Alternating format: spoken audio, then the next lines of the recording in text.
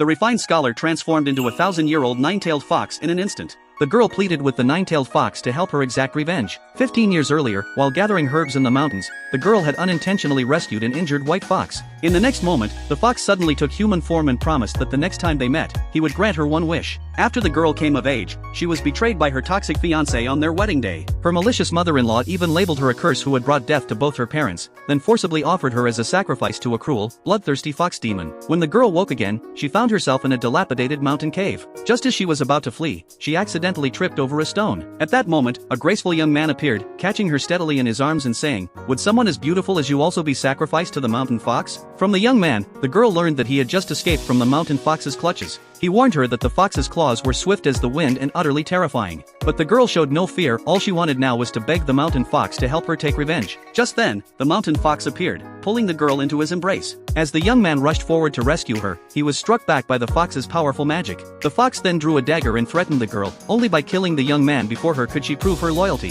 When the girl took the dagger and tremblingly approached the young man, she suddenly turned and plunged the blade into the fox behind her. A sinister smile flickered across the young man's face. The girl slowly turned around. The once frail youth had now shapeshifted into the form of the nine-tailed fox. As it turned out, the girl had seen through it all from the start. This was the mountain fox's test of her loyalty. She then took out the jade ring the man had given her 15 years earlier and begged him to make all who had wronged her pay the price. To her surprise, the fox's expression turned playful. "We foxes are born cunning," he said. "When have we ever spoken a word of truth?" Just as the girl was at a loss, the fox suddenly stood up and revealed to her that her malicious mother-in-law had planted a life-sustaining goo in her body, which was constantly consuming her vital energy. "Since you're doomed either way," he said, "you might as well die now and be done with it."